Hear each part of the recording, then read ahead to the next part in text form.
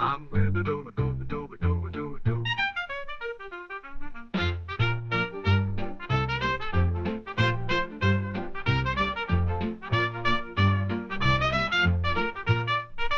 Hey everyone, welcome back to another thrilling episode of American Girl Talk. Talk, talk, talk. Taka taka taka. Meow, meow, meow. We are halfway through. Molly McIntire. And yet, we could have just started, it feels like. it seems as though her life, Never ending. unremarkable. It's truly, it's tough because I think the problem we ran into post the Great Depression Mm-hmm. is children were allowed to be children. Yes. And so when they're not jailbreaking their friends from orphanages or finding dead men in woodses, Mm-hmm. it feels trivial. Yes, they are just another American girl. Yeah, it's just like no one wrote a book about me for good reason, Yeah, her life is not so different from our own. which is fun a little bit, but it's just more fun to read the super historical ones where we're like, I could never imagine a barn raising on my birthday, Yeah. nay, a suffragette rally on my birthday. But you know what I can imagine? A tea party. Well, and a mean little English friend? Or is she mean? Oh, no, I mean, like, she makes it up. She's stern. Emily is stern. She's very polite. I will say when I read this as a kid, this was my favorite Molly book. Because there was an English girl in it. And the artwork of Emily looks like my cousin, which I'll bleep out. Okay. But I was like, she's just like her. Yeah. It would be like if my cousin's family's house got bombed and she had to live with me. I Yeah. resonated with it on a deeper level. I think that's what the books wanted you to do.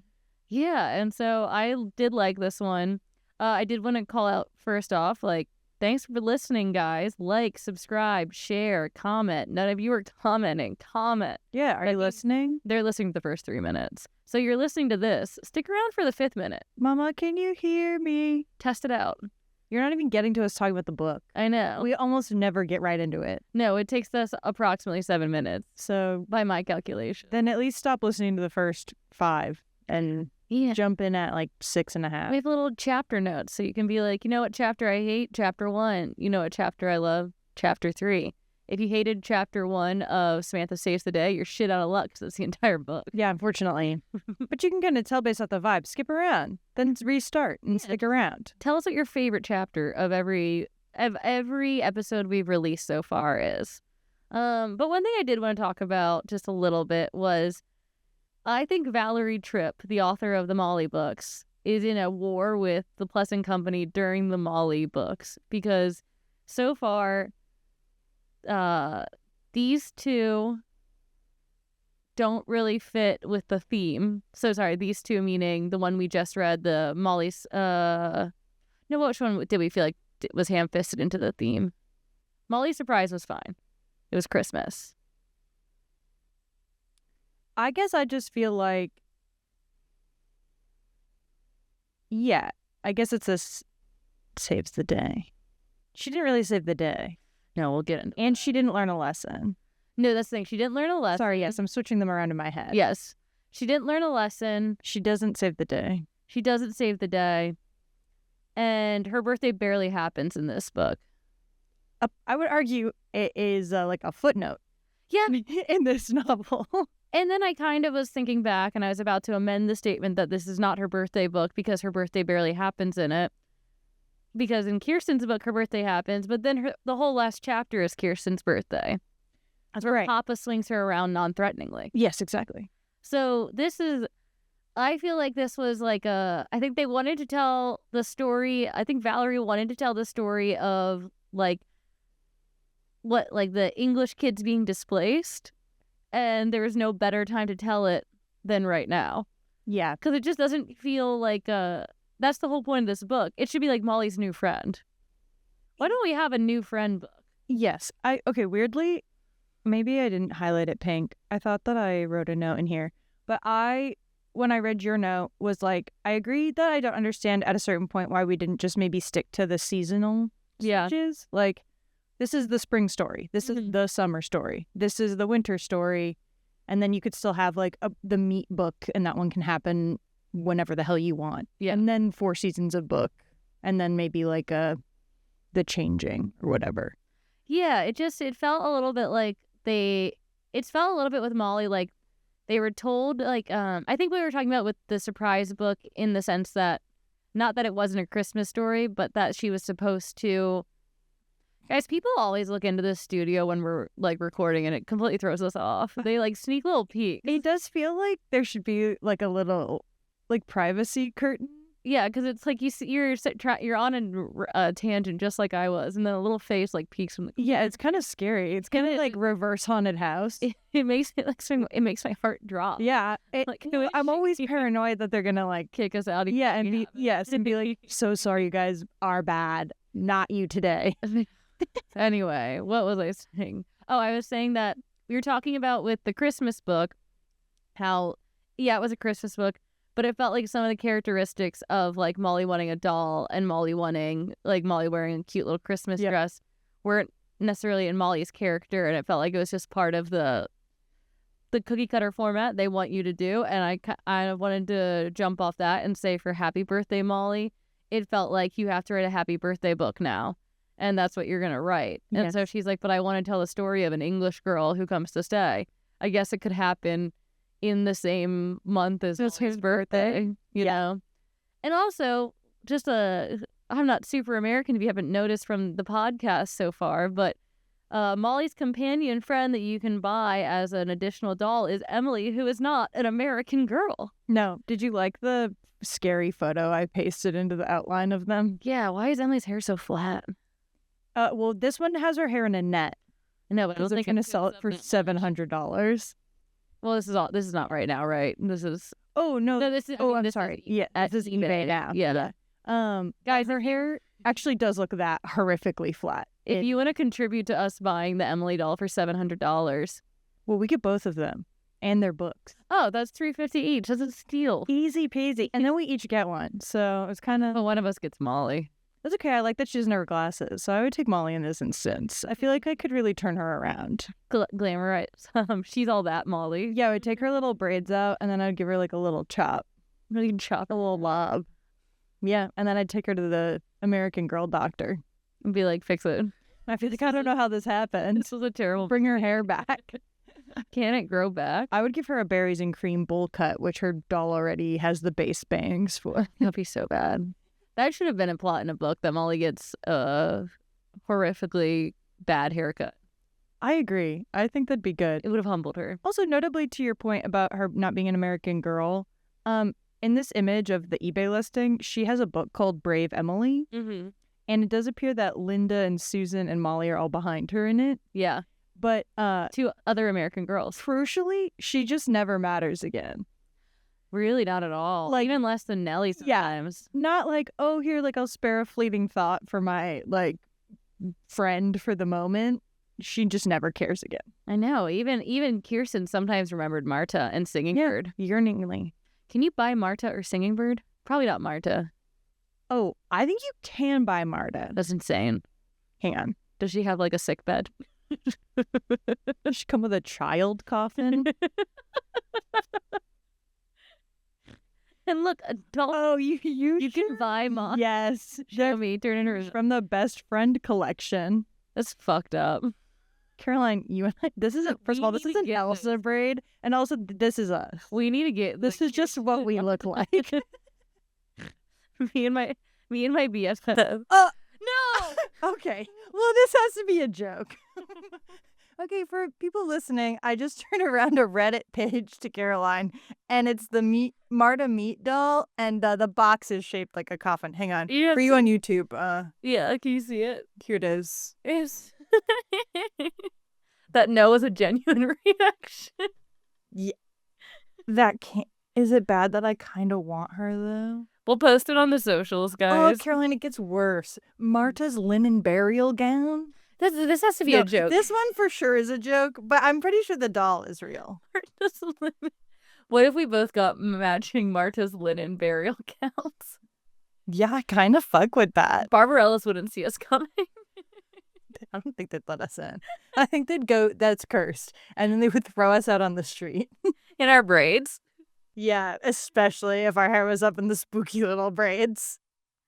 Oh my gosh, I want us to get Kirsten and Marta dolls now. BFF doll. Hang on, I'm trying to find it. Yeah, it seems... Okay, well, we'll come back. We'll circle back. We'll come back to it, yeah. But interesting development. But speaking of best friends, yeah, this book, Molly has a new little friend, and I will say Molly is semi more palatable in this book than she has been in other books. She is a little bit more generous of heart, at least sometimes. She tries to be a little bit more. I have some very generous caveats for her. Okay, should we just get into it? I think so. All right, guys. Chapter 1. Guess what? Molly's got a huge secret, and she's waiting to tell Linda and Susan, but she's getting impatient because they move slow. When the book is describing this, it's talking about how, like, Linda's hopping along, and then it kind of makes it sound like Susan's a little gimpy. But yeah, it's like Susan was way slower and like hobbling, but it's because Susan's like cracking ice on the sidewalk, which is a relatable thing to do. Yeah. But it did make it sound like Susan had some sort of like leg impediment for a second. I also for a moment was convinced that the author didn't like... I'm actually not convinced she likes either of Molly's friends at all. We'll get into that in the like next two books. Yeah. But like, I agree. When I was reading it, I was just sort of like, does Molly like her friends? Does Molly know that these girls are her friends? It's so hard to tell if these three girls like each other. No, they don't. They don't. And we've talked about it, and we'll keep talking about it because it's like they're so sniffy with each other, and they're so... Especially Linda. Like, Linda's mean in this book. Yeah. Linda hates the British people. Yeah.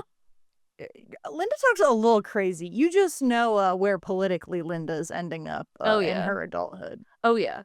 But so they finally walk up to her and she says, guess what? There's a British girl coming to live with my family for a little while today. And this is where I thought, if a British girl was coming to live with my family when I was 9, I would have told every single person for weeks in advance. I would not have waited till day of.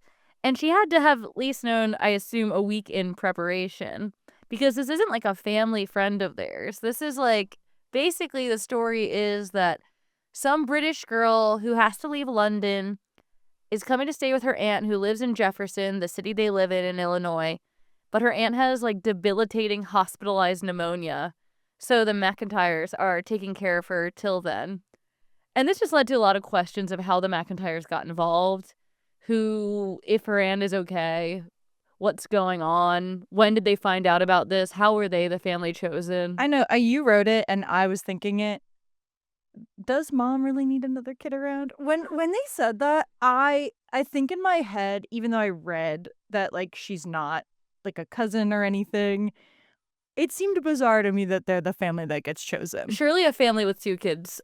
Surely Alison Hargate's Richie Rich family would have loved to take an English girl in. Or like a single child family or a no child family, like an older couple or like a younger, like fresh newlywed couple, a little garden corn dog sitch. Yeah, give it to that hot young couple who just wants a fully grown kid already.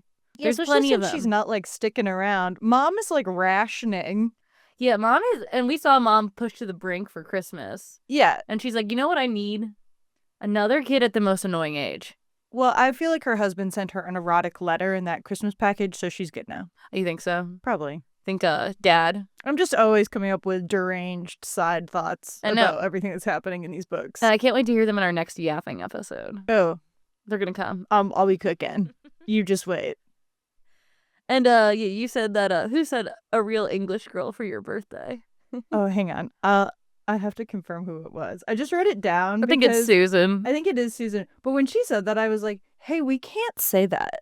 I know. They really very quickly and very without apology, every single 10-year-old in this book really just kind of fetishizes the English girl in a way that's kind of insane. Yeah, it is Susan. It is Susan. Yeah. So then Linda, Susan, and Molly debate what the British girl will be like. And Molly's like, I think she's coming because her house was bombed by the Nazis. And they're like, yeah, maybe. And then then Linda says, I bet she's going to be the most persnickety, hoity-toity bitch of a person we've ever met. She's going to be insufferable. And then Susan says, I bet she will be emaciated, starving, and covered in rags. Their delusion about everything from book 1 to now is crazy. They make the craziest leaps in logic. They're all insane in different ways. And because they're not young enough where they don't know anything. Like, because we've learned the things that they know and are aware of. Yes. And then they're like, yeah, she'll just be dying. I know. She was like, she's going, like, Susan's like, she's going to be skin and bones, covered in filth, like a single Dobby the house elf rag on her. And I was like, I don't think that was happening so badly in Britain. Oh, there's someone else where that was happening. We don't know about that yet. Yes, indeed.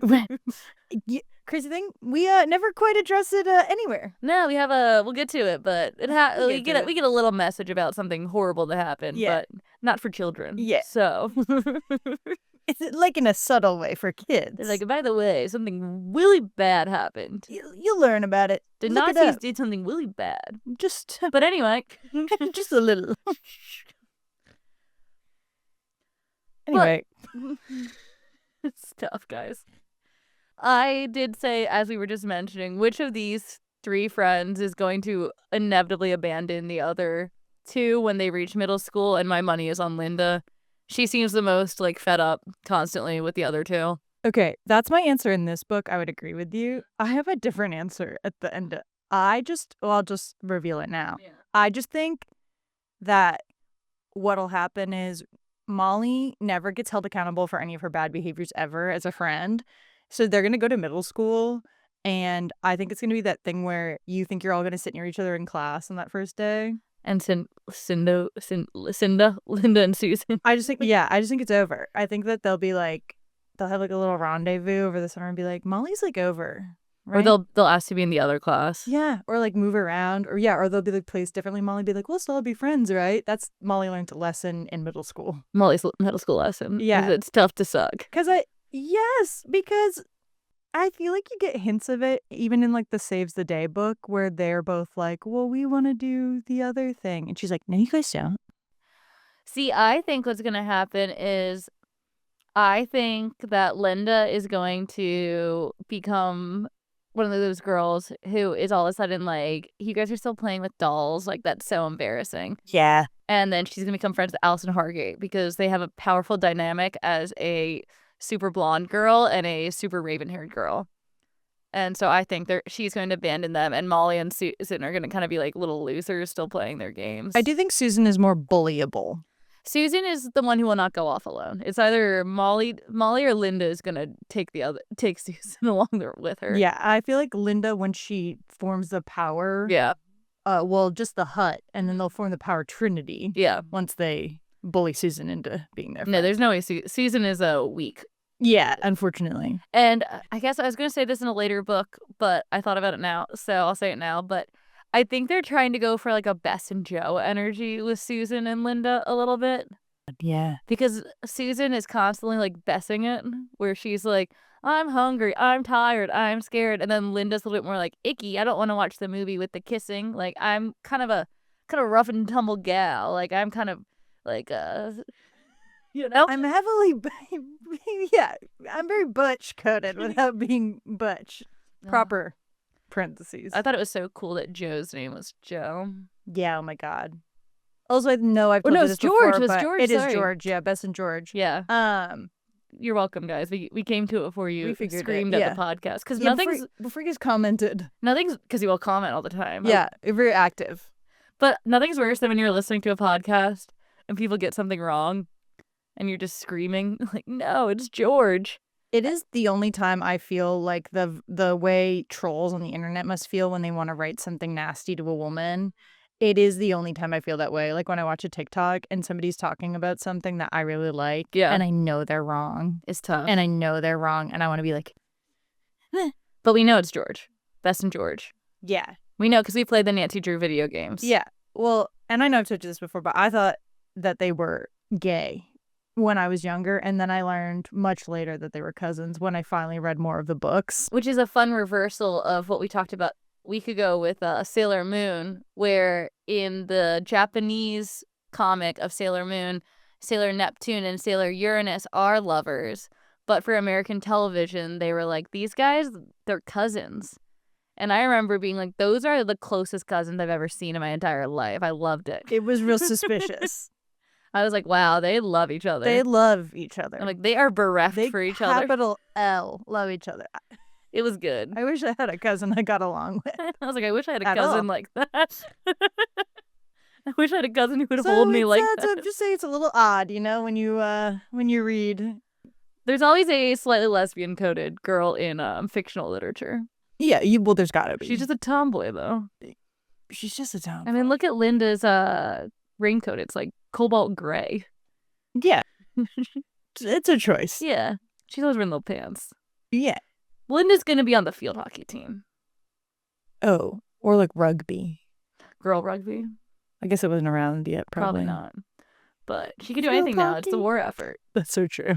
But anyway, they go to Molly's house. They're excited to meet the English girl. She's going to arrive at any moment. So they go play in their bomb shelter, which like, they like put a tablecloth over the dining table and they sit underneath it and pretend they're doing like a bomb activity. Yeah, it never gets better. Yeah. It never gets better in the 18 times it calls it their bomb shelter. It's a really long time they talk about the bomb shelter too. Mm-hmm. And then Ricky starts throwing basketballs on it, and they're like, they kind of like it because it's kind of like bombs, but they're like, Ricky, stop it. And then they're like, this is what a real bomb shelter looks like, and he hits us with another amazing thing that's like fish it is. Yeah. Ricky like spends too much time bothering these girls who he evidently wants nothing to What do a with. pioneer. Yeah. He's like, oh, I hate them, so I'm gonna go bother them. I hate them, but I don't have anything better going on. He needs a friend. I better run my mouth. And so, yeah, they're playing in their bomb shelter. And then Mom is like, guess what? English girl is here.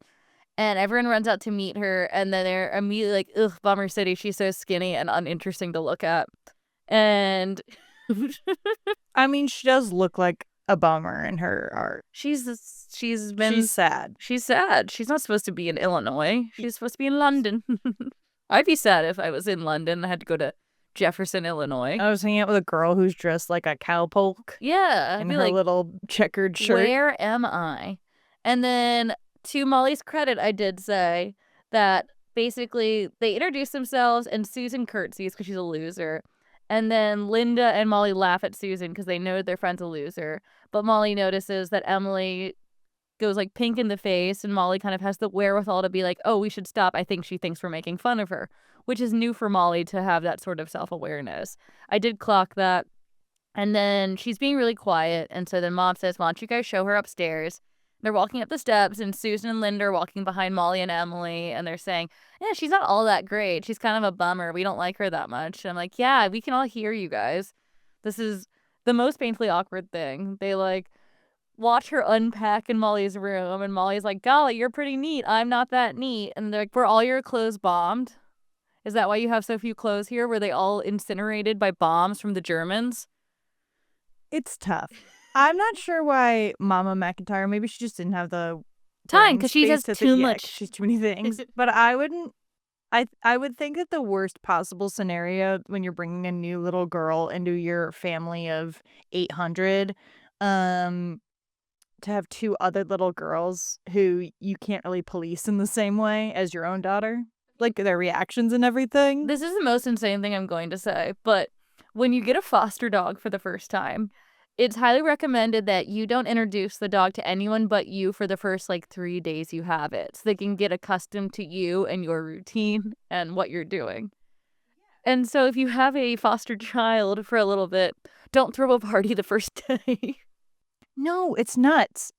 Even, and this is going to sound bad because my friends aren't dogs, but, even when, you have, a friend visit, you in school or, in, the place you move as an adult for the first time, it is, okay, the first time you come, we'll spend it, 90 8% together, and then like if my friends are out doing something, like maybe you can meet them, or like we can go to like a bar or whatever. And then like over time, I feel like you can have them around more. Yeah. But I don't know. It feels also, I have this note here, but she's sharing a room with Molly. Also, Molly's big sister is like not in this book at all, correct? Not that I clocked. No, we only have a mention, or Brad, I don't think. Only Yeah. Ricky is occasionally in it. He seems to orbit Molly more than the other two. Yeah, 100%. But she just says, like, oh, you'll meet Jill and Brad later. No, she won't, She doesn't, as far as we know. as far as we can tell. But it seemed weird to me that you wouldn't have the sisters share a room, and then maybe, at least to start, give the girl who doesn't know your family a bed. I guess. I think the logic would be that Emily and Molly are the same age, and that, like, maybe Emily needs a friend, and it might be, like, nice. And also, Less scary. well, this is also, like, a weird thing, but it might be McIntire setup, is when I was growing up, my sister had a double bed, and I had 2 twin beds. Oh. So I had the same setup in my room as Molly's room, where I had an extra bed. I don't know why. Just for pure opulence sake. Okay, yeah, I love that. Beds. Yeah, But, just in case. But my sister had, like, a double bed, and I had 2 twin beds. Sure. And so, like, if we had guests or something, they usually stayed with me in my room, unless, like, it was one of friends. But, like, if it was, like, a random girl, which didn't happen that often, but occasionally did, then random girl shared a room with me. And I'm also just more fun. Well, sure. Yeah. Yeah. But so then they unpack. It's awkward, which I do understand this awkwardness of someone you barely know who's not giving you much, and you're kind of trying to fish it out of them. They're just not responding. And then they go, you know what would be great, actually? We can show you our bomb shelter. And so they all run downstairs excited and like, guess what? Look at this, Emily. Teehee, isn't it accurate? And Emily says, I think I'm just going to go upstairs and write a letter to my parents. And then Molly Susan and Linda leave. Molly goes to her mom and kind of says, this girl's Bummer City, Mom. And Mom gives her kind of another weird exoticization, hard word, of the British, where she's like, British children are taught to be quiet and proper. So it might take Emily a little while to open up to you. So just be patient. And Mom's right, but I don't know. The whole paragraph about it was like, oh, the way the British children are is very different from children here. And it just feels like no one's ever heard of Britain before. Yeah. Also kind of the weird way she's like, for her, a bomb shelter's not a place to play. For none of us should it be. Yeah, actually, Mom, maybe you should have been like, haha, call it something else. Or maybe Mom should have seen the bomb shelter you built and said 3 days before Emily came, hey guys, I want you to take that down before Emily gets here, because that might be something that's just a little tough for her to imagine is a fun thing. Yeah, hey, you know how she's coming here? Because of the bombs?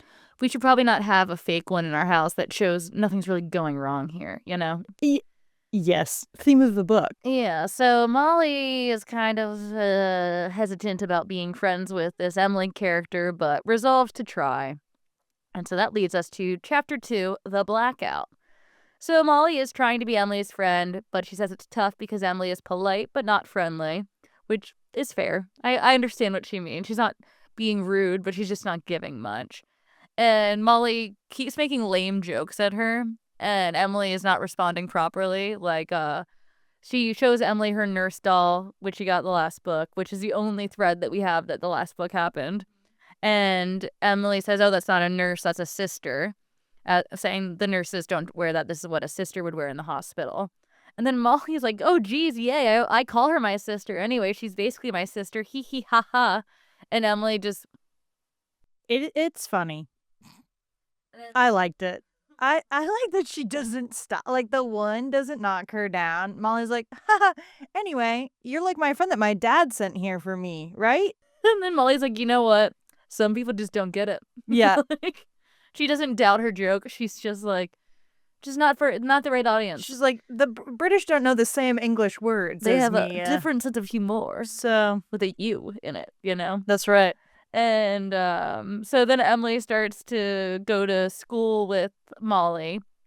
And everyone's super excited to meet the British girl at school. But ultimately, she's so quiet that everyone quickly grows bored and agrees that Emily is a disappointment. Yeah, okay, but again, crazy work when they're out at like fucking recess. They're like, hey, so like, hey, Emily, have you ever been bombed before? And Emily says, yeah, it happened.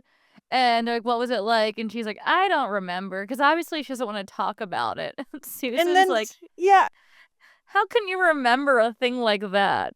it's crazy. They're like, let's go play jump rope. So Molly's very, very brief moment of keen observation in the house where she was like, I think maybe this is making her uncomfortable, goes away. Yeah. It's just fucking gone. Yeah. Here. And then then they're walking home from school that day. And Emily has been picked up by Mrs. McIntire to go visit her dying aunt in the hospital of pneumonia, of which I've had twice. Huh. I know, isn't that crazy? That's I should tough. be dead. Okay. I should. If I was born in any other century, I'd be dead. Oh, well, that's true. Yeah. Modern medicine, guys. Think about it. Get your vaccines. Not that there's a pneumonia vaccine, but think about it. Think about all the things we could be dead other of. things you could do to make your health options better. But she's walking home with Linda and Susan, and Linda's just hating on Emily. She's like, God. she's like, she calls her shoes plimsolls, which is actually insane. I've never heard that word before. And she's like making fun of her accent, just like a super hater. And then I forget if it was Susan or Molly, but one of them does have like the observation of she probably doesn't talk that much because we're making fun of the words she uses that are different. And they're really, no one prepared these American children in 1940 to meet anyone who was not from their town. They could never meet an Italian. They could never meet Kirsten. 100%. With her hair loopies? She doesn't even speak English. Yeah, she never learns Technically. English. We never know if she learns. Insofar as we know, she never learns workable English in the course of her books. So, But so I think Molly says, hey, Linda, cut it out. Like, unnecessary. And then we go to dinner, and they're eating dinner, and they get a blackout drill. And Ricky is excited, or Brad is excited. One of the boys is excited for the blackout drill. And Emily is, like, capital T traumatized. And they all go to their places. It's just a drill that they did in the U.S., but Emily, like, won't get off her chair. She's sitting there, white-knuckling her napkin. And Molly kind of finally coaxes her out and says, Emily, it's just a drill. And even, I think Brad is like, it's just a drill. Come on downstairs. I like that. Damn, I wish he'd spoken like that before so I could have read the very limited amount of remaining lines he has in this series with that voice. I wish I'd come up with it. Yeah, I like that. Yeah, that's good. But so they go downstairs and they're all sitting, but Emily goes to sit in a corner by herself. Yeah, she and, like pulls up a blanket and just like hermits herself. And the picture looks like she's like in Guantanamo Bay. This literally looks like a shot from a horror movie. I know. She's like, I hate these. Yeah, she looks like she's about to be like, they're here. Yeah, she looks like she knows something we don't in this photo.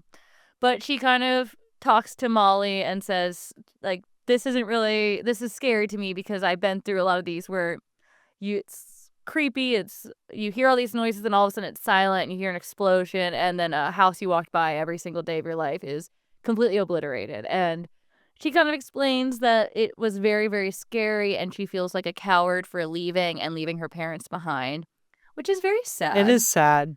And then Molly is actually very nice here and says, I think it's very brave that you left. And I think, like, she talks about how the princesses had to leave London to go to Windsor Castle. And so if that was a brave thing of the princesses to do, then it must be brave of Emily too. And I was thinking, good job, Molly. You did it. And then they bond over their love of the princesses, Margaret and Elizabeth. It's pretty cute. Yeah. And then once the bomb raid is over, or the blackout drill, sorry. Once the blackout drill is over, Emily says she has a scrapbook of pictures of the princesses upstairs. So they go hee hee ha ha and go look at it, which is an insane thing to bring, honestly. If you're bringing limited. You have a very limited bag and you're like, oh, Mom, please. Pack my princess scrapbook. Okay.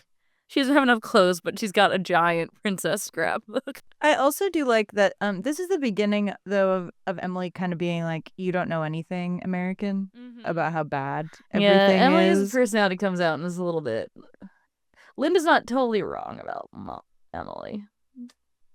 It's tough. It's tough because it's nuance. I can hold space. I can hold space for her personal history while also being like, damn, this really is how children are. I know, that's the thing. We have to remember that these are 9-year-olds. There were a couple times I wrote down notes when I was reading this book later in the crash out part of the book, which famously it seems like every birthday book has to have. I guess Kirsten kind of crashes out about doing chore. No, she never does. That's the thing. Kirsten's just... That's true. She's just stoic. She crashes out about finding a dead body. That's when Kirsten crashes out. Yeah. She's like, oh my god, we have to sleep here. We she can't do barely that. even crashes out when she burns down her us. family's house. No, she's fine with that. Yeah, she's like, whoops. Did I do that? Vindicated because that raccoon is fine now, maybe. Where's that baby raccoon? Yeah, meanwhile, like, somebody probably fucking trapped it in the woods and wore it as a hat, like, a week later. What if that trapper caught it as his last animal before he died? She went and... She enters the cave and it's in his hand. He died with it, like, mid-turning it into, like, a hat. Well, there'd be some delicious poetic justice. It'd be a much more interesting book then. Anyway, yeah, I think it's good to remember that they're children. Yeah. But sometimes I think that was the most harrowing part about this book specifically was I was like, oh my god, I want to shake Shut them up. and be like, you're both being fucking annoying about it. They're both being obtuse often. Yeah, and then I'm like, oh, because they're 9 Yeah. and 10. But much like 9 and 10-year-olds in chapter 3, the princesses, they decide to do the only thing you can do when you make an immediate best friend as a 9-year-old and start doing everything together and dressing alike. So they basically live in a fantasy that they are the princesses. And I will not fault them for this because I did this. No, yeah, of course. I was like, you know what? Let's low key play a game the entire time we're doing something. Like let's live in the liminal space between fantasy and reality. It's like the way it's acceptable to LARP and role play in your life, out loud, up until you hit a certain age, and then it kind of just quietly goes away. Yeah. Yeah. But I remember my friends and I in school all the time would pretend that we were at Hogwarts. Yeah. And we'd be doing everything normal, but then we'd be like, the Chamber of Secrets. Yeah, or you'd be like, or meet me after potions class. Or you'd be petrified. And you'd be like, oh no, we found Emily petrified in the library. And well, and then you'd go to recess or lunch or whatever, and then you'd have more and the game time. would fully hit. Yeah, you'd be teasing it. Yeah, and then you'd be like, it's go time. So I get what they're doing with this. Yeah, it's cute. Yeah, and they both hate turnips, they find out, which was a fun callback. # relatable. Yeah, they're like, oh, we have to eat turnips. We hate turnips. La la la la la. And then they rollerblade with Molly's one rollerblade, and they both wear one, which would be really hard. I really am they're just asking to ankle break themselves. Or to fall in their little keisters. And Ricky calls them drippy when he sees them in their matching outfits. Yeah. Which I thought was funny because nowadays, if you have drip, it's it's swag. Look at it's that drip. Styling. He's like, what are you guys doing? You look extra drippy today. Ricky is just slinging slang at them. He also earlier in the book when they're talking about her, he's like, oh, boo, another drippy girl is coming. I know. He is, whatever the 8th graders are doing. I have to be honest with you, I don't even feel like it's real slang. I mean, I'm sure it is. Yeah. But I just feel like he's making up words. Yes. He's the Zynga. He's I'm the coolest man alive. He is. And he's putting up a warplane poster that he has made himself, like a loser. And he has one of the Nazi planes listed as an American plane. And Emily kind of is like, by the way, your planes are wrong. And he says, no, it's not. And she's like, yeah, I've seen them, you fucking idiot. And he is humbled, which was kind of delicious. And he's like, can you show me which other ones I have wrong? And she's like, maybe later. Bye. Yeah. And then she and Molly are like, what would make this princess illusion even better? If we had fake dogs that we carried around on little leash sticks. So they take jump ropes and pretend they're leashes. Unfortunately, I also deeply understood this part. Yeah. And then Molly's like, whoa, my dog's crazy. La la la la la. Yeah. And this is where I came to the horrifying conclusion that maybe I dislike Molly so much because I am a little bit Molly.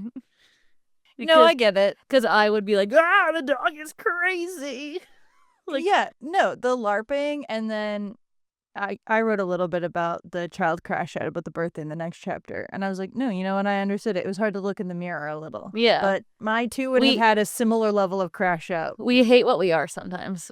But it's good to know. It's good to be aware. It's good to be able to look in the mirror and know that that's your reflection instead of being like, hey, la la la, I can't see anything. No, we know we're faulty. We're faulty humans. I was a brat. I needed attention, and I've told you guys that before. I was desperate for attention. Well, and like I do feel like Molly, as much as her family is around in these books, they're not like you see it in the Christmas book. They're not all like a unit. Yeah. Like holistically. Well, it is weird to be a middle child in this sense because kind of at this point, I do feel for her in the sense that Jill is old enough to kind of take care of herself and wants to do things alone. And Ricky's probably getting around that age where he just wants to, he's a boy, so he has this hyperfixation of planes. And then Brad is taking mom's attention. And so Molly is just kind of left to her own devices, but still kind of too young to be left to her own devices. Right. She can't go like forge her own path yet or go get a job yet. So you just end up being weird and like making up the shit in your head. Yeah. Which I did. Yeah, exactly. No, I understand. Read Barbie Apartments. Yeah, I guess it's the ugly truth of the Molly books. Is that we are all Molly. We hate her because we are. She was us. I think she's worse in a lot of ways, but there are moments where I'm like, she's so annoying, she's so mean. Here's the thing. I think my beef with her is, and I write this in my notes for the next one, but my beef holistically with Molly is she never gets checked. She never gets properly checked. No, people were constantly checking me. I was going to say, unfortunately, as a child, the thing that was formative to my growing up a little bit, and, you know, not fully, but like was getting like yelled at by friends or yelled at by or a teacher, or being called weird. Or being told, like, don't go hang out with her. She's going to be, like, a freak. Like, stupid shit. But then you're like, oh, no, am I a freak? It was so tough. I remember I was such a little weirdo, and I had this one friend, and we used to play all these fun games together. And then in 5th grade, like, we were out at recess, and I remember trying to do one of our games or trying to start playing something, and she just kept being like, stop. And it was, like, humiliating. And I was just like, what the heck? We did this last weekend at your house. It's like we would do it at her house still. We'd play like Little House on the Prairie or whatever we were playing. And then I'd be like, I'd start the game, as we said, like Harry Potter style. And she'd be like, stop. I'm like, okay, cop, what do you want me to do? Shoot me? Oh, also, it's literally like, it is like a sudden switch too. Like you're on board for it forever. And then like, it's still like a secret dark part of you well into like your adulthood. Because like when I was in middle school, I feel like I played like these types of pretend games for a long time, and then I still really liked doing them when everybody kind of stopped. Everyone did. They were just lying. So I would get on chickensmoothie.com, which was an online art pet trading website. Kind of like Neopets, but the pets were like irrelevant. They just were like cool art, but there were forums online you could role play. So people would like create their own stories and stuff too. But like you could be like a vampire or like other interesting things. There were a shitload of Harry Potter ones. Shout out if anybody knows Chicken Smoothie. I'm pretty sure the website still exists. But I was like, I loved it. I feel like Molly would have been a Chicken Smoothie girl. Oh, Molly would have loved it's just the fun. Internet. She would have loved a forum. Oh, Molly would have loved a forum. She would have been kicked out of Club Penguin for profane language. Oh, big time. Big. That's so funny. That's so true. Yeah, I agree completely. But because, as we said, Molly needs friends, she and Emily are playing with these dogs. And Molly says, I would love a dog. I think puppies are the best. And Emily's like, agreed. Puppies are great. And Molly says, I think a dog can be your best friend. Don't you agree?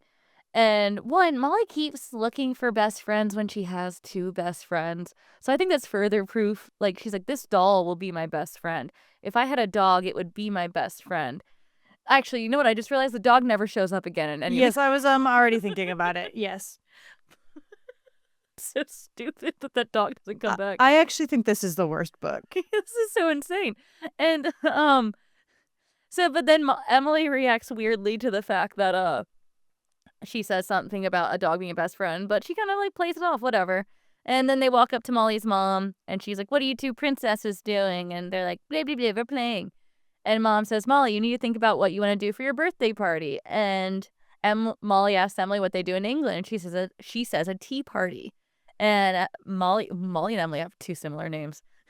Yeah. And so then Molly says a tea party sounds great. And another good moment for Molly here is Emily alludes to the fact that because of the war, she hasn't had a birthday party in a while. So she says, Emily, would you like to share your birthday with me? My birthday with me.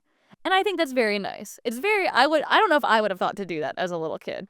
No. And so I think Molly is growing a little bit, because we get to chapter 4, Yeah. planning the party, and things aren't going great. They really devolve Quickly. Okay, because here's the thing. I think the problem with everything that is about to happen is I think Molly is very sweet to say, let me share it, but she makes a crucial child mistake, which is she then just is agreeing to everything kind of to accommodate the other person. And that's what I think leads to her crash out. But it is a problem when you're like, oh, yes, we'll do this. But like, I'm protective of my birthday. I just want people to show up and like buy into the bit. If people don't buy into the bit, that's fine. The thing is, and why I'm kind of grateful I don't have somebody who has like a birthday right on top of mine, is that like, I think if we're like co-doing something, then that's fine.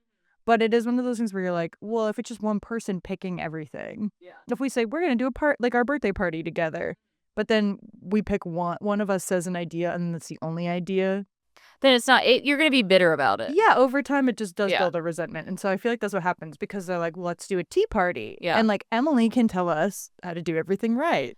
And yeah, so they start doing it and they write RSVPs in the English way. And Molly starts asking what they have at an English tea party. And Emily says, we have tea, we have like lemon curds. And Molly asks if they can have birthday cake. And Emily says, no, we can't. And this is where I kind of blame Miss McIntire or even Jill a little bit for not that it's Jill's responsibility, but any pseudo adult overhearing this should be like, guys, we can do a combo American traditions and English traditions. We can have birthday cake and we can have tea and something else for kids too. Well, like, Molly, what do you actually want to do? Like, because we'll to your take it point, in. Molly is trying to be nice, and so she kind of says, oh, I guess we could have tea and lemon curds. I don't know if anyone will like that. And then Emily's like, we can have mincemeat pie. And she's like, she describes like it's kind of like peanut butter, but with meat instead. Okay, but then the art Which of is her the is worst. like, hee. She looks like very like excited. She's And like, I'm it's this amazing thing where we just grind up meat paste and put it into a pie. delicious. And I'm like, don't tell people, don't make people That's what eat the mince pie. children want. Yeah. The children yearn.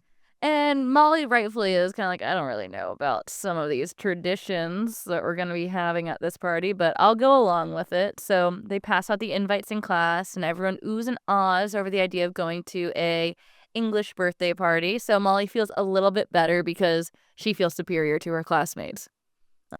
Yeah. And she'll do anything to get that high. She'll do anything to make Allison Hargate jealous of her. And Allison Hargate is jealous of her. And so then they go home to make decorations, and they're making like poppers and like other things. And this is the part of the book that pissed me off. Yeah, and so then Molly says, oh, we need to make our little birthday crowns. And Emily's like, why would we wear crowns? And Molly says, because we're the birthday girls, we're the birthday princesses. And Emily says, the princesses don't wear crowns unless it's like a special occasion. And Molly says, it is a special occasion, it's our birthday. And then Emily says, no, we shouldn't even wear nice dresses. We should just wear sweaters. And this is actually because Emily doesn't have a nice outfit. Yes, Molly does clock it. Yeah, but it moves on quickly. Yeah, but Molly is trying so hard to be like, oh, well, like, because she wants to dress up. You made a note about it, like, that she wants to, like, look a little nicer. She wants it to be special, like, on her birthday. Mm-hmm. And so this is both girls are just being obtuse and, like, not listening to each other. But it does bother me a little. They're literally not having a conversation. They're just talking around each other. Yes, everything Molly says, Emily's like, no, that we wouldn't do that. And, like, the crown thing, I think it set me off a little because it's like, okay, girl, but, like, why can't you make a paper crown together? You can. You can wear the fucking paper crown. Fine. Okay, don't dress up, right? Like, you don't have a special dress, and that's sensitive, and I understand that. Yeah. So cool. Okay, yeah, like maybe but shutting down every single thing Molly wants to do On Molly's birthday. on Molly's birthday, that's where it started to set me and off. it makes me mad that I'm defending Molly. No, I know. And over something so frivolous. However, But she's 9 and it's her birthday. and she's already having to give up like a lot of things that like other kids like have growing up outside of war times. And obviously Emily has even more changes going on, but it is one of those things where I was only on Molly's side because I think it's not fair to overtake somebody's generosity, and that's what was bothering me. It is a little crazy that she's like, I'm gonna completely take this over now that you've given. Molly gave her an inch and she took a mile. Yes, and then or a centimeter and a kilometer for you Brits. If you'd like to do the conversion really quick. But I don't know, like, not to be a Molly defender, I'm certainly not by any stretch of the imagination, but reading it made me upset for Molly because if I told somebody that they could like if their birthday got fucked up and I was like even as an adult to be honest so if I was like hey like let's celebrate our birthdays together and then that person overtook everything I would kill them. I would crash. I would have a Molly level. I would be like I'm not really sure what the fuck happened but this isn't what I offered you. Yeah, it's fair. And then they kind of end this argument, but they're simmering with anger. And so then they go to watch the war broadcast of the night. And My Country 'Tis of Thee starts playing, and they both start singing it, but it's also God Save the Queen. So Emily starts singing that, and Molly's like, shut up. That's not the words. Emily's like, shut up. It's nuts. She's like, shut up. Those aren't the words. And they start bickering about which song is the right song. And Ricky is like, shut up. I'm trying to listen about the planes. And so then they listen, and it's an American broadcast, so it's basically saying, like, look at how America has helped and saved the British and how great we are and yada, yada, yada. And Emily goes, oh, I can't stand this. Like, she's so pissed. And I do feel for Emily in this because it's fucking American propaganda that we're, like, the fucking best. Yeah. And then Molly is like, well, yeah, you did need us to come in and save your fucking asses. Like, you guys were going to be dead by the Nazis if we hadn't. And Emily is kind of saying, we were doing our best. We're still fighting. The British are still a part of this war. And Molly's like, you guys would be, like, slaughtered by the thousands by now if it wasn't for us. And they started screaming. And then Miss McIntire was just like, guys, go to bed. Yeah. She doesn't try and get in this fight at all. No, but she loves a war metaphor, so I was shocked that she had no skin in this game. She has one later in another book. Don't worry.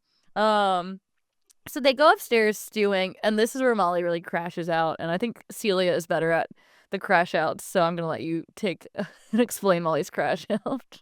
So they go upstairs, and they get ready for bed, and Molly puts on her matching two-piece pajama set. Hashtag bitch, okay? For all intents and purposes, fucking cunt city over here. Yeah, first of all, she looks adorable. Her hair is down. She looks fabulous, by the way. She looks fabulous in this art, you guys. Her hair is down. She looks the most normal she's ever looked in any of these books. They're still kind of like, fuck England, fuck America, back and forth. And then Molly is finally like, I actually don't want to do anything that you like, okay? I'm just going to read exactly what she says because I think it's kind of cunt, okay? Because her mom's just like, go upstairs, take your fuck-ass American dogs. Imaginary dogs. This is the mom, okay? Molly gets in her cunty little PJs, and she goes, who cares? Everything is already ruined, and you ruined it. You and your dumb old tea party. I don't want milky tea and lemon tarts. I don't want to wear ugly old clothes. And then Emily snaps back and is like, food and clothes, that's all you fucking care about because you don't understand anything. You've never had to give up anything meaningful in your life ever, stupid American. I hate you, even though we're going to sleep in the same bedroom and I'm staying here with your family under the good graces of God. And Molly's like, oh, I'm spoiled? You think that I'm spoiled? You fucking bitch. You don't understand anything. My dad isn't here, okay? And my mom's barely holding it together. She doesn't say that, but it's like kind of the psycho energy that Molly has. So anyway, she just is basically like, I'm tired of doing everything the way you do it in England. And by that she means considering doing a tea party the English way for one whole day. Broken. That was the straw that broke that camel on Molly's back. The straw. She is holding that camel on her back. Yeah, she's been holding it. But the there. straw was too much. The straw, that one day worth of straw. And so Emily goes to bed in a huff. Molly goes to bed in a huff and is thinking, in the morning, I'm going to tell Mom that we are just doing a regular American birthday party and Emily's not invited. Yeah, it's nuts. She goes to bed. Chapter 5, Yank and Bennett. She wakes up with a fight hangover, which is, again, relatable when you've just been so frazzled on your emotions and you're like, why did I crash? That kind of headache is the worst. When you're like, I feel, when you go to bed, like, crying and you wake up and you're like, and still sad. Yeah. Uh-oh. Still sad. I thought sleeping's supposed to fix this. Like, you're just like, I'm an insane person. Yeah. And Emily is not in her bed. She's washing her face. Girl, wash your face. Girl, 9-year-old, stop wash apologizing. And they don't. So Emily comes back in the room, and they kind of are about to apologize, and then Mom and Brad walk in, and they're like, happy birthday to you. And then they go, Jill, Ricky. Oh, Jill does show up here for a second. You're right. Yep. Jill, Ricky, come on in. And Jill and Ricky come in with dogs. They come in with puppies. And they go, we thought you girls needed some puppies. This part pissed me off so bad. It's kind of crazy to get 2 9-year-olds puppies, especially one that doesn't live with you. Do you think they asked Emily's bedridden aunt if a puppy was okay? How are they going to get the puppy back to England eventually? No. Did Emily fly here or did she take a boat? Oh. How popular was commercial flying? I don't know. That's the thing. Can you bring a puppy on a plane? Could you fly? Or was it more common to take a boat? I guess, okay, so this says, while commercial air travel existed before World War II, it largely ceased during the war years as resources and focus shifted towards military effort, with airlines and aircraft being repurposed. So they probably took a boat. That must have taken forever. Yeah, interesting. So anyway, they get puppies. Both Molly and Emily get a puppy, and then Mom is like, tee-hee, we'll leave you girls to get acquainted with your pups. And they leave, and they're playing with the puppies, and then Emily goes, it's been so long. And Molly says, what are you talking about? And then Emily tells a very sad story of a year ago during one of the bomb raids. Her street got bombed, and her dog died. Yeah, it's pretty brutal. It's the the final chapter of this book. It's the saddest thing we can tell in a kid's book so far. That's like, I too have suffered for the war. I think it's the most easily accessible bombing incident for a child without being a parent died in a bombing, which is scary, you know? Yeah, but Marta can die of an illness very Marta's visibly just on a page. Swede. Yeah, so true. You know? Yeah. So, and it's not the violence of a war that happened 40 years before. So, it's tough. But then Molly says, you know what I just realized? This war has been harder on you than me because you've experienced it. And Emily goes, that's true. But also, your dad isn't here, and that must be kind of lonely. And Molly goes, that's true, too. And then they make up, and they open their closets, and there are 2 matching pinafore dresses in there for their birthday. Yippee. And then the book ends. Yeah, I have to be honest with you. I was mad. About what? The ending. That it just ended? This book, I do want to say, I do like the dogs' names, though. Oh, the dogs' names are cute. So Emily names her dog Yank after her American friend, and Molly names her dog Bennett, which is Emily's last name. And I do think Yank and Bennett are very cute. They're names. cute. I was like, damn, when I get another cat, which will inevitably happen, I hope I get a foster dog named Yank or Bennett. It's cute. Yeah, Yank and Bennett. Those are good names. They're good together. Yes. Yeah, you have to get 2 more cats. Name them Yank and Bennett. Well, never say never, Caroline. But yeah, the book just ends. The resolution is pretty dry. We don't know how the birthday party went. We don't know if people like the lemon curds or the hot honeyed tea. No, and so my final note was, I feel like Molly's birthday doll set, is misleading because Yeah. we didn't experience it. It's no, off camera. you don't see any of it. Yeah. I guess the implication is it does happen without a hitch because you see it. Yeah. Also, sorry, I have one more beef about the dress Oh, situation. yeah. Go for it. I wrote it up earlier, but again, because there's 3 women that live in the house, and I understand the mom can't so easily pass down clothes to Jill yet. Yeah. But Jill's probably 3 or 4 years away. But doesn't Jill have a dress? But does it? Yes. Yeah. Or doesn't Molly have a different other nice thing? That was my only other Molly defender. I was riding for Molly in all of this because I was actually every single thing that Emily is uncomfortable about can be fixed. I know. If she would just vocalize it instead of being so mousy and quiet. And unremarkable. Yeah, and disappointing. And disappointing. And you know what? And you know what's also disappointing? The peek into the past. Yeah. Molly's peek into the pasts have been my least favorite so far. Yes. And I think it's like you said before we started, that it's just kind of American history that we know very well. But it's basically just talking about childbirth and how it was very Mad Men style at this time, where the men would go into like a smoking room and the women would be knocked out and the baby would be pulled out of them, and then they'd see it and it would stay in that little nursery room. And I didn't know that children weren't allowed in hospitals. That was a fun fact that I got from this. And then it talks about how birthdays were a thing. Kids were like kind of celebrating a birthday in like the traditional way that we know now started to become a thing. But because it was the war, they had rations on toys and gifts and stuff. So people, like, it goes into childhood a little bit too. It moves past birthdays quickly. And it's just like you would play games, you'd like play hopscotch, jump rope. And a lot of kids were reading books like The Hardy Boys and Nancy Drew. And we love Nancy Drew. And we love Nancy Drew, guys. Sound off in the comments if you play the Nancy Drew video games and want to talk to us about them, because we're constantly talking about them as well. We love them. We love them so much. We're mystery solvers for sure. We're Amateur sleuths. I'm sometimes a senior detective. Oh? Sometimes. On occasion. But then I'll cheat and watch Yeah, I understand. Argle Thump solve the puzzle for me. Unfortunately, some of those puzzles are diabolical. Are a little too... I think that the gap in the base level and the hard level is too big. Oh my god, Goose and Fox. Yeah, that's my fucking beef. That's my beef with those games. But yeah, so kids are reading Nancy Drew, and also in the 1940s, teenagers were invented. Yes. So the global population realized that teen years were a very special time, and we let the teens dance.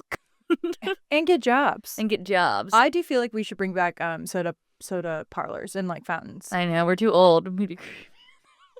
Yeah, well, I'm not saying that we'd eat house, but we show up with the teens in the soda parlor. Okay, well, you know, I agree. I just think it's funny because we're not teenagers. Yeah, no, that part's tough. It would have been cool to have a soda pop when I was a teen, soda parlor when I was a teen. Well, I there's like a common thing. I mean, it still wouldn't be a proper third space, but I do feel like there is an element of a like non-alcoholic. I mean, it'd be fun if there was like boozy sodas too. Boozy make one. Soda parlor? That'd be kind of cute. I wish there was like a 1940s themed soda parlor that had boozy soda drinks. Yeah, because I think the coolest thing is when people are like, oh, I would go back and live in that decade. I'm like, you guys can just bring those aesthetics forward and we don't have to go back in time. We can make time now. We don't have to go back to the racism of that era. Or the sexism there. Or the But we might be era. going back there. We're going back in time anyway. We might as well bring the fashion back. Well, and you know what? We're kind of onto something. We can cook on it. We can cook on it. Guys, if you want us to open a soda pop parlor in Austin, Texas. If you guys want us to open up an American Girl doll sub-themed 1940s soda pop parlor. The dolls come out at night is the tagline. Wait, that kind of fucks. The dolls come out at night? That's crazy. I'm not even kidding. I unironically like that a lot. We could probably get one of our... turn into like a little nightclub. We could probably get Saturn to do this. I think Saturn is one good pitch away from throwing any type of party you could possibly desire. I think we just need to DM them and say, will you throw an American Girl doll party for us with the tagline, the dolls come out at night? Hey, just wondering if we can show up and stage a couple dolls around. Or I think we can... I talked to that girl from Love on the Spectrum. Yeah. Guys, there's a girl on Love on the Spectrum who loves American Girl dolls. And if you know her, let her come on our podcast. I love her. I think she's so cool. She's so funny. I think we should get her on. Yeah. She loves crafting. Yeah. Too. And so do you. That's your Celia fact for the episode. And so that's kind of a wrap up on it. Because like I said, honestly, the peek into the past in these books is a little bit boring to me. So I don't really pay that much attention to them. Yeah, there's just not that much new to learn. Yeah, and you guys know it. We all lived it. We all lived World War II. You know? In our hearts. And so my final thoughts were, I don't really know why this one was my favorite as a kid. I think I just liked England, and I thought it would be cool to have a British girl stay with you. Molly does feel like she's learning to be more kind, though. Although she still can't fight her nature. Yeah. Yeah. I do like that they pointed out how Americans were removed from the real horrors of the war, kind of, and that even though we were all fighting, ours was an easier fight than someone living in Britain or France or somewhere like that, and that we may have had a slightly self-aggrandized version of our sacrifices during the war. You know, it's not that hard to eat beans out of a can when the alternative is your home is bombed. I do think that is the only appreciation I have for the way they handle stuff in the Molly books, is that, like, it is sort of underlying the whole time. And then it's much more overt in this book. But Molly's life is not that tough. Yeah. It's not, especially because her dad is just a doctor. So even though it is scary that he's away, he is in the best position to be away. Yes. It's like the horrors of war, but not quite for Molly. But not really, yeah. But again, this did feel kind of like a ham-fisted theme into what we were trying to do. It didn't feel like necessarily that it was a birthday book. And so I do wonder what if Valerie Tripp was having a power trip? You know? A Valerie power trip? A powerly trip? You know? No, I like the first one. Yeah, it's okay. We write to edit, and then sometimes we go back to square one. So true. But guys, share this with your British friend. Share this with your dog. Share this with your friend whose dog died. Oh.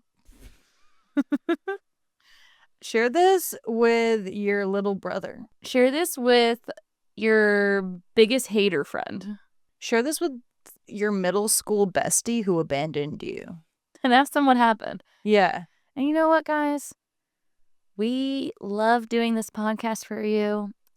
We hope that you like and share it. It really helps us in the algorithm. Leave us a comment. Talk to us. Tell me something nice. If you made it this far, comment Cherokee.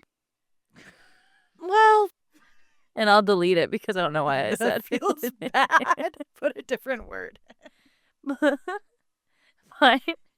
That's just not even relevant to this episode. It was the first word I thought of.